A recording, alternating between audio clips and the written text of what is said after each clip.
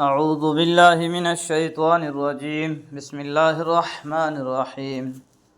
اللہ یعلم ما تحمل كل انثى وما تغیض الارحام وما تزداد وكل شیء عنده بمقدار۔ جس کسی مادہ کو جو حمل ہوتا ہے اللہ اس کو بھی جانتا ہے، اور ماؤں کے رحم میں جو کوئی کمی بیشی ہوتی ہے اس کو بھی، اور ہر چیز کا اس کے ہاں ایک اندازہ مقرر ہے۔ یعنی اللہ تعالیٰ کے علم میں ہے کہ کس ماں کے پیٹ میں کیسا بچہ ہے، اور رحم میں رہتے ہوئے حمل بڑھ رہا ہے یا گھٹ رہا ہے۔ عالم الغیب والشہادۃ الکبیر المتعال، وہ غائب و حاضر تمام باتوں کا جاننے والا ہے، اس کی ذات بہت بڑی ہے، اس کی شان بہت اونچی۔ سواء منکم من اسر القول ومن جہر به ومن هو مستخف باللیل وسارب بالنہار، تم میں سے کوئی چپکے سے بات کرے یا زور سے، کوئی رات کے وقت چھپا ہوا ہو یا دن کے وقت چل پھر رہا ہو، وہ سب اللہ کے علم کے لحاظ سے برابر ہیں۔ لَهُ مُعَقِّبَاتٌ مِّن بَيْنِ يَدَيْهِ وَمِن خَلْفِهِ يَحْفَظُونَهُ مِنْ أَمْرِ اللَّهِ إِنَّ اللَّهَ لَا يُغَيِّرُ مَا بِقَوْمٍ حَتَّى يُغَيِّرُوا مَا بِأَنفُسِهِمْ وَإِذَا أَرَادَ اللَّهُ بِقَوْمٍ سُوءًا فَلَا مَرَدَّ لَهُ وَمَا لَهُم مِّن دُونِهِ مِن وَالٍ۔ ہر شخص کے آگے اور پیچھے وہ نگران فرشتے مقرر ہیں جو اللہ کے حکم سے باری باری اس کی حفاظت کرتے ہیں۔ یقین جانو کہ اللہ کسی قوم کی حالت اس وقت تک نہیں بدلتا جب تک وہ خود اپنے حالات میں تبدیلی نہ لے آئے، اور جب اللہ کسی قوم پر کوئی آفت لانے کا ارادہ کر لیتا ہے تو اس کا ٹالنا ممکن نہیں، اور ایسے لوگوں کا خود اس کے سوا کوئی رکھوالا نہیں ہو سکتا۔ نگران سے یہاں مراد فرشتے ہیں۔ اس آیت نے واضح فرما دیا کہ اللہ تعالیٰ نے ہر انسان کی حفاظت کے لیے کچھ فرشتے مقرر فرما رکھے ہیں جو باری باری اپنے فرائض انجام دیتے ہیں۔ قرآن کریم میں اصل لفظ معاقبت استعمال ہوا ہے جس کے معنی ہیں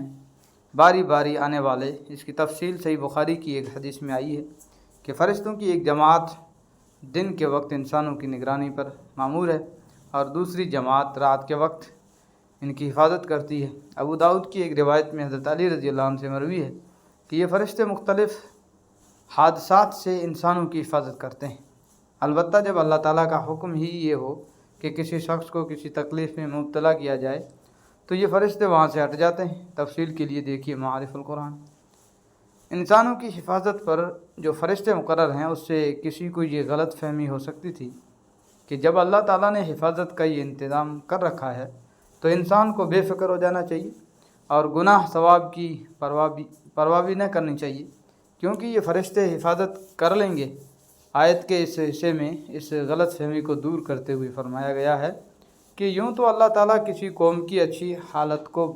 بدحالی سے خود بخود نہیں بدلتا یوں تو اللہ تعالیٰ کسی قوم کی اچھی حالت کو بدحالی سے خود بخود نہیں بدلتا، لیکن جب وہ نافرمانی پر کمر باندھ کر اپنی حالت خود بدل ڈالیں تو پھر اللہ تعالیٰ کا عذاب آتا ہے اور اسے کوئی دور نہیں کر سکتا۔ چنانچہ وہ نگران فرشتے بھی ایسی صورت میں کام نہیں دیتے۔ وَالَّذِي يُرِيكُمُ الْبَرْقَ خَوْفًا وَطَمَعًا وَيُنشِئُ السَّحَابَ الثِّقَالَ، وہی ہے جو تمہیں بجلی کی چمک دکھلاتا ہے جس سے تمہیں اس کے گرنے کا ڈر بھی لگتا ہے، اور بارش کی امید بھی بڑھتی ہے۔ وہی ہے جو تمہیں بجلی کی چمک دکھلاتا ہے جس سے تمہیں اس کے گرنے کا ڈر بھی لگتا ہے اور بارش کی امیدیں بھی بڑھتی ہے، اور وہی پانی سے لدے ہوئے بادل اٹھاتا ہے۔ وَيُسَبِّحُ الرَّعْدُ بِحَمْدِهِ وَالْمَلَائِكَةُ مِنْ خِيفَتِهِ وَيُرْسِلُ الصَّوَاعِقَ فَيُصِيبُ بِهَا مَن يَشَاءُ وَهُمْ يُجَادِلُونَ فِي اللَّهِ وَهُوَ شَدِيدُ الْمِحَالِ، اور بادلوں کی گرج اسی کی تسبیح اور حمد کرتی ہے، اور اس کے رعب سے فرشتے بھی تسبیح میں لگے ہوئے ہیں، اور وہی کڑکتی ہوئی بجلیاں بھیجتا ہے، پھر جس پر چاہتا ہے انہیں مصیبت بنا کر گرا دیتا ہے۔ اور ان کافروں کا حال یہ ہے کہ اللہ ہی کے بارے میں بحثیں کر رہے ہیں، حالانکہ اس کی طاقت بڑی زبردست ہے۔ بادلوں کی گرج کا حمد اور تسبیح کرنا حقیقی معنی میں بھی ہو سکتا ہے، کیونکہ کائنات کی ہر چیز کے بارے میں قرآن کریم نے سورہ بنی اسرائیل میں فرمایا ہے کہ وہ اپنے اپنے انداز میں اللہ تعالیٰ کی حمد اور تسبیح کرتی ہے، مگر لوگ ان کی تسبیح کو سمجھتے نہیں ہیں۔ اور اس کا یہ مطلب بھی ہو سکتا ہے کہ جو شخص بھی بادلوں کی گرج، چمک، اس کے اسباب، اس کے نتائج پر غور کرے گا، وہ دنیا کے کونے کونے تک پانی پہنچانے کے اس حیرت انگیز نظام کو دیکھ کر اس خالق و مالک کی تعریف کیے بغیر نہیں رہ سکتا جس نے یہ نظام بنایا ہے۔ نیز وہ اس نتیجے تک ضرور پہنچے گا جس ذات نے یہ محیر العقول نظام بنایا ہے۔ وہ ہر عیب سے پاک ہے اور اس کو اپنی خدائی میں کسی شریک یا مددگار کی ضرورت نہیں، اور تسبیح کی یہی معنی ہے۔ لَهُ دعوت الحق والذین يدعون من دونه لا يستجیبون لهم بشیء الا کباسط کفیہ الی الماء لیبلغ فاہ وما هو ببالغہ وما دعاء الکافرین الا فی ضلال۔ وہی ہے جسے دعا کرنا برحق ہے، اور اس کو چھوڑ کر یہ لوگ جن دیوتاؤں کو پکارتے ہیں وہ ان کی دعاؤں کا کوئی جواب نہیں دیتے۔ البتہ ان کی مثال اس شخص کی سی ہے جو پانی کی طرف اپنے دونوں ہاتھ پھیلا کر یہ چاہے کہ پانی خود اس کے منہ تک پہنچ جائے، حالانکہ وہ کبھی خود منہ تک نہیں پہنچ سکتا۔ اور بتوں سے کافروں کے دعا کرنے کا نتیجہ اس کے سوا کچھ نہیں کہ وہ بھٹکتی ہی پھرتی ہے۔ وَلِلَّهِ يَسْجُدُ مَن فِي السَّمَاوَاتِ وَالْأَرْضِ طَوْعًا وَكَرْهًا وَظِلَالُهُم بِالْغُدُوِّ وَالْآصَالِ۔ اور وہ اللہ ہی ہے جس کو آسمانوں اور زمین کی ساری مخلوقات سجدہ کرتی ہے، کچھ خوشی سے کچھ مجبوری سے، اور ان کے سائے بھی صبح شام اس کے آگے سجدہ ریز ہوتے ہیں۔ سجدہ کرنے سے یہاں مراد اللہ تعالیٰ کے احکام کے آگے جھک جانا ہے۔ مومن خوشی خوشی ان احکام کے آگے جھکتا ہے اور اللہ تعالیٰ کے ہر فیصلے پر راضی رہتا ہے، اور کافر اللہ تعالیٰ کے تکوینی فیصلوں کے آگے مجبور ہے، اس لیے وہ چاہے یا نہ چاہے اللہ تعالیٰ کائنات میں جو فیصلے فرماتا ہے مجبوراً ان کے آگے سر جھکانے کے سوا اس کے پاس کوئی چارہ نہیں۔ واضح رہے کہ یہ سجدے کی آیت ہے، اس کی تلاوت یا سننے سے سجدہ واجب ہوتا ہے۔ قل من رب السماوات والارض قل اللہ قل افاتخذتم من دونه اولیاء لا یملکون لانفسهم نفعا ولا ضرا قل هل يستوي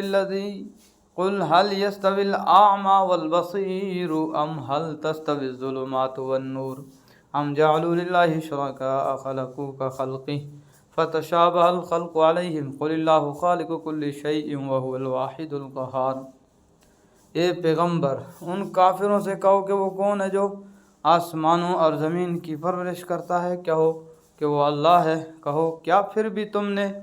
اس کو چھوڑ کر ایسے کارساز بنا لیے ہیں جنہیں خود اپنے آپ کو بھی نہ کوئی فائدہ پہنچانے کی قدرت حاصل ہے نہ نقصان پہنچانے کی۔ کہو کہ کیا اندھا اور دیکھنے والا برابر ہو سکتا ہے؟ کیا اندھیریاں اور روشنی ایک جیسی ہو سکتی ہے؟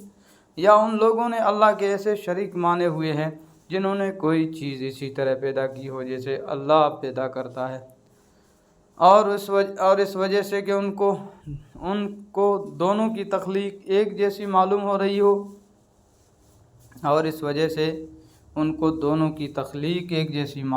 ہو، اگر کوئی اس غلط فہمی میں مبتلا ہے تو اس سے کہہ دو کہ صرف اللہ ہر چیز کا خالق ہے، اور وہ تنہا ہی ایسا ہے کہ اس کا اقتدار سب پر حاوی ہے۔ مشرکین عرب جن دیوتاؤں کو خدا مان کر ان کی عبادت کرتے تھے، عام طور سے وہ یہ مانتے تھے کہ انہوں نے کائنات کی تخلیق میں کوئی حصہ نہیں لیا، بلکہ ساری کائنات اللہ تعالیٰ ہی نے پیدا کی ہے۔ لیکن ان کا عقیدہ یہ تھا کہ اللہ تعالیٰ نے خدائی کے بہت سے اختیارات ان کو دے رکھے، اس لیے ان کی عبادت کرنی چاہیے تاکہ وہ اپنی اختیارات ہمارے حق میں استعمال کریں اور اللہ تعالیٰ سے ہماری سفارش بھی کریں۔ اس آیت میں اول تو یہ فرمایا گیا ہے کہ یہ من گھڑت دیوتا کوئی نفع یا نقصان اپنے آپ کو بھی نہیں پہنچا سکتے، دوسروں کو کیا پہنچائیں گے۔ پھر فرمایا گیا ہے کہ اگر ان دیوتاؤں نے بھی اللہ تعالیٰ کی طرح کچھ پیدا کیا ہوتا تب بھی ان کو خدا کا شریک ماننے کی کوئی وجہ ہو سکتی تھی، لیکن نہ واقعتاً انہوں نے کچھ پیدا کیا ہے اور نہ اکثر اہل عرب کا ایسا عقیدہ ہے، پھر ان کو اللہ تعالیٰ کا شریک قرار دے کر ان کی عبادت کرنے کا آخر کیا جواز ہے۔ انزل من السماء ماء فسالت اودية بقدرها فاحتمل السيل زبدا رابيا ومما يوقدون عليه في النار ابتغاء حلية أو متاع زبد مثله كذلك يضرب الله الحق والباطل فأما الزبد فيذهب جفاء وأما ما ينفع الناس فيمكث في الأرض كذلك يضرب الله الأمثال۔ اسی نے آسمان سے پانی برسایا جس سے ندی نالے اپنی اپنی بشاعت کے مطابق بہہ پڑے، پھر پانی کے ریلے نے پھولے ہوئے جھاگ کو اوپر اٹھا لیا، اور اسی قسم کا جھاگ اس وقت بھی اٹھتا ہے جب لوگ زیور یا برتن بنانے کے لیے دھاتوں کو آگ پر تپاتے ہیں۔ اللہ حق اور باطل کی مثال اسی طرح بیان کر رہا ہے کہ دونوں قسم کا جو جھاگ ہوتا ہے وہ تو باہر گر کر ضائع ہو جاتا ہے۔ دونوں قسم کا جو جھاگ ہوتا ہے وہ تو باہر گر کر ضائع ہو جاتا ہے، لیکن وہ چیز جو لوگوں کے لیے فائدہ مند ہوتی ہے وہ زمین میں ٹھہر جاتی ہے۔ اسی قسم کی تمثیلیں جو اللہ بیان کرتا ہے یعنی باطل چاہے کچھ عرصے غالب نظر آئے لیکن وہ جھاگ کی طرح بے فائدہ اور فنا ہو جاتا ہے، اور حق پانی اور دوسری نفع بخش چیزوں کی طرح فائدہ مند اور باقی رہنے والا ہے۔ للذین استجابوا لربهم الحسنى والذین لم يستجیبوا له لو ان لهم ما في الارض جميعا ومثله معه لافتدوا به اولئک لهم سوء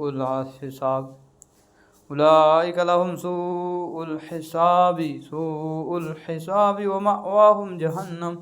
وبئس المہاد۔ بھلائی انہی لوگوں کے حصے میں ہے جنہوں نے اپنے رب کا کہنا مانا ہے اور جنہوں نے اس کا کہنا نہیں مانا، اگر ان کے پاس دنیا بھر کی ساری چیزیں بھی ہوں گی بلکہ اتنی ہی اور بھی، تو وہ قیامت کے دن اپنی جان بچانے کے لیے وہ سب کچھ دینے کو تیار ہو جائیں گے۔ ان لوگوں کے حصے میں بری طرح کا حساب ہے اور ان کا ٹھکانہ جہنم ہے، اور وہ بہت برا ٹھکانہ ہے۔ صدق اللہ العظیم۔